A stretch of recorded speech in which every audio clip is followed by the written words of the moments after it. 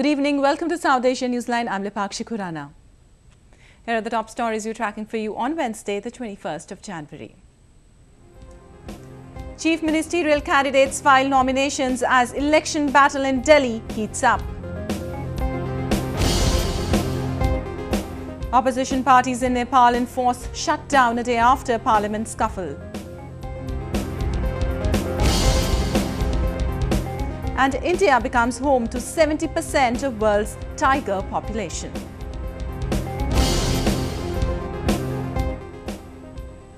And now for all the details, the three chief ministerial candidates in Delhi Assembly polls filed their electoral nominations on Wednesday. The national capital will vote to elect its new provincial government next month.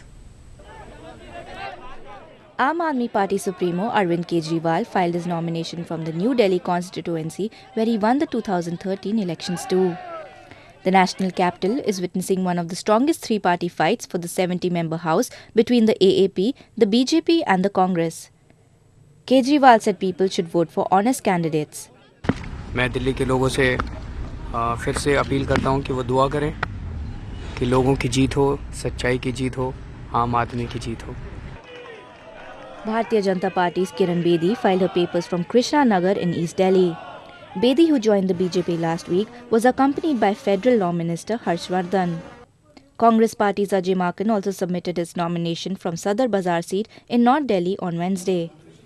Maken said his two rivals, Kejriwal and Bedi, were opportunists. और ये सबके सब लोग एक अवसरवादिता के प्रतीक हैं, जो अन्ना हजारे के मूवमेंट में सब इकट्ठे हुए, करप्शन के इशू को उठाया, अब करप्शन को भूल गए.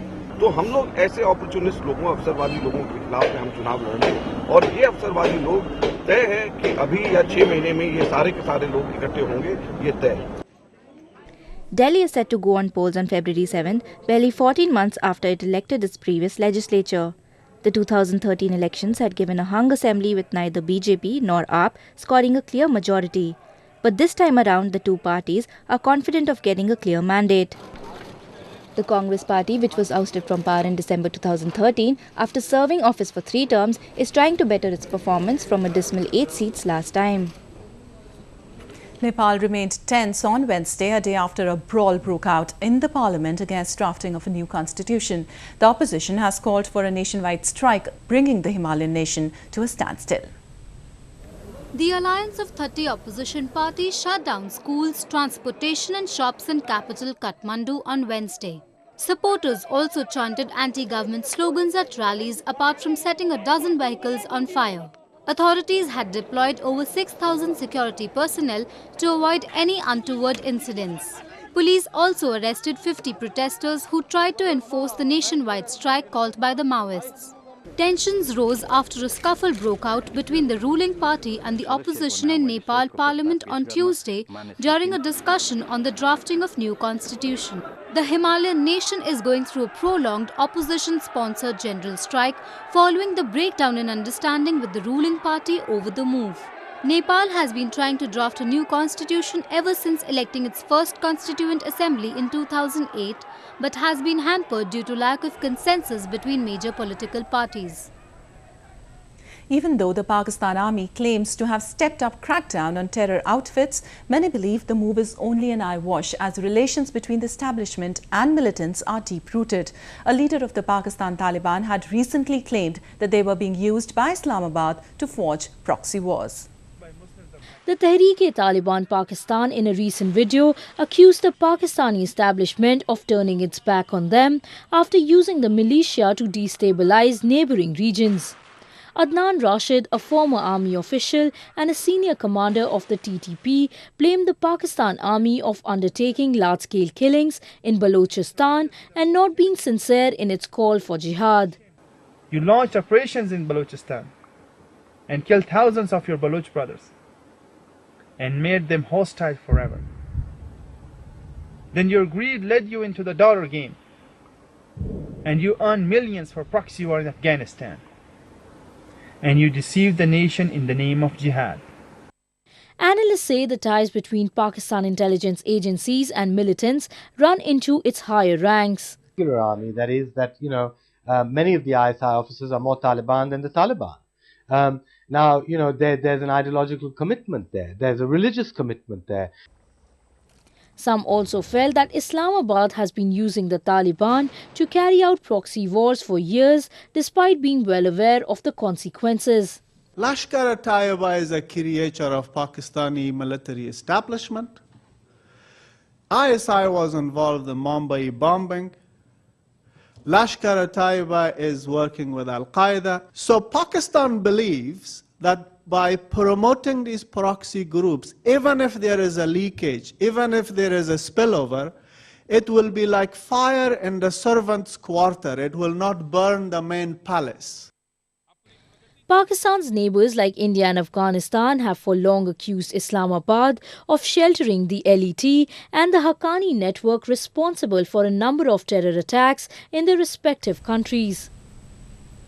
The ongoing war crimes trial in Bangladesh should continue until the last accused is punished, eminent journalist and freedom fighter Shahryar Kabir has said.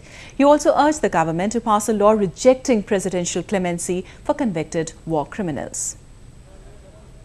The War Crimes Tribunal in Bangladesh is working as per the aspirations of the freedom fighters to ensure justice to the victims of 1971 genocide, Shahryar Kabir said in capital Dhaka. He added that the ongoing trials have only gathered momentum in the recent times and the delay in execution of the judgment is caused by the lingering appeal process. For the last 43 years, the victims are waiting for justice. Many of them have already been passed away, and as well as the accused are also dying. So it is very important, for the sake of justice, we should go for a speedy trial, and there should be a separate bench in the tribunal. Kabir said the government should ensure that convicted war criminals do not escape punishment by presidential clemency. We have asked our government to repeal the, review this clause, Article 50 of our Constitution, and there can be one sentence that those who will be tried in the International Crimes Tribunal and those criminals should be declared, they should be disqualified for asking President for appealing with President for clemency. The Ganajagran Manch, or People's Resurgence Platform of Bangladesh, which for years championed the demand for trial of war criminals, held a demonstration in Dhaka seeking speedy execution of the verdicts and a ban on country's largest Islamist party, the Jamaat-e-Islami. সুতরাং অবিলম্বে যুদ্ধাপরাধী কামারুজ্জামানের রায় কার্যকর করতে হবে এবং যুদ্ধাপরাধের বিচার ত্বরান্বিত করে আজকে যুদ্ধাপরাধী সংগঠন জামাতকে নিষিদ্ধ করতে হবে। আজকে যদি জামায়াতের রাজনীতি 2013 সালেই যদি বন্ধ করে দেওয়া হতো, আমরা মনে করি না আজকে দেশের এই পরিস্থিতি তৈরি হতো। The International War Crimes Tribunal, established by the Sheikh Hasina government in 2010, has so far convicted 16 people accused in carrying out genocide during the 1971 Liberation War. Afghanistan has pressed to consolidate ties with Iran, its long-standing ally. The two countries vow to build stronger ties on the sidelines of Iran Foreign Minister Mohammad Javad Zarif's visit to Kabul on Tuesday. Zarif, who met Afghan Chief Executive Abdullah, said his country considered stability and development of Afghanistan as its own. The two countries also discussed bilateral issues including counter-narcotics, peace building and economic development. Iran has played an active role in reconstruction of Afghanistan ever since the Taliban regime was ousted in 2001. Tehran pledged over $900 million in aid to Kabul between 2002 and 2013. The roar has got louder and clearer now. After struggling for survival for nearly a decade, Indian tigers are burning brighter and are back to ruling the jungles. Take a look. The big cats have taken a giant leap, walking tall in the forests of India after the latest census revealed that the country is home to 70% of the world's tiger population today. According to the preliminary estimates in the report titled Status of Tigers in India, the numbers have risen from 1,706 in 2010 to 2,226 in 2014, an incredible 30% rise. The remarkable recovery of the severely endangered species was announced on Tuesday. The Indian government vowed of constructing new tiger reserves. We have proactively decided that we'll create more grasslands and water storage in forest areas so that the animals will live happily in forest and people will live happily along the side of the forest also, and no one will intrude upon anybody's territory. Project Tiger, an initiative by the Indian government, was launched in 1973 to preserve the tiger population by keeping them in their natural habitats and combat elements that threaten them. According to the latest census, the largest increase is recorded in the Western Ghats landscape complex with 776 tigers. The Shivalik Gangetic complex stood with 485 tigers. The central India and eastern Ghats and the northeast and Brahmaputra region currently have 688 and 201 tigers respectively. Tigers are increasingly vulnerable to extinction as they face the dangers of poaching, killing and habitat loss. According to the World Wildlife Fund, the global tiger population came down 97% in just over a century. They are one of the biggest in the business, and now they are all teaming up together, leaving expectations soaring. Will they strike gold? Take a look.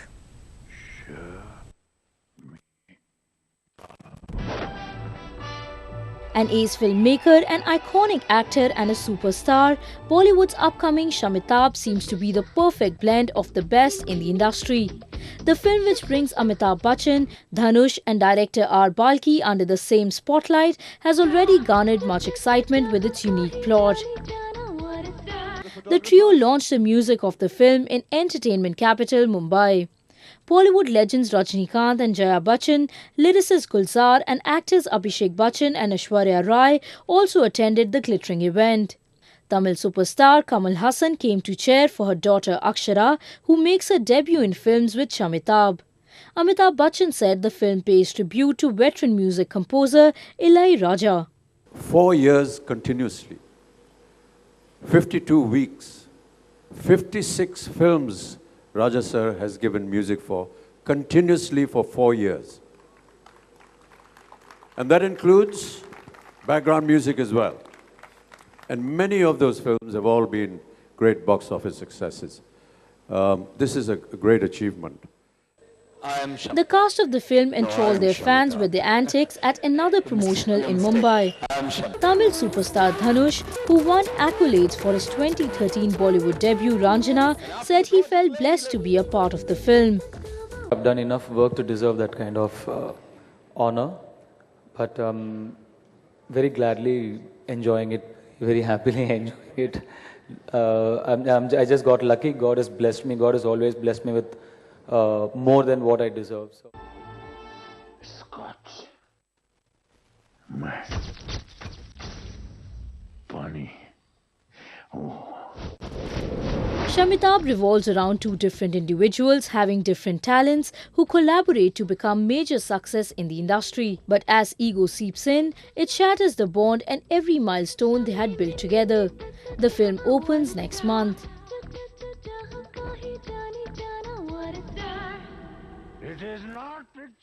Well, that's the way it was in South Asia this evening. Before we conclude, the top stories once again. Chief ministerial candidates file nominations as election battle in Delhi heats up. Opposition parties in Nepal enforce shutdown a day after Parliament scuffle. And India becomes home to 70% of world's tiger population.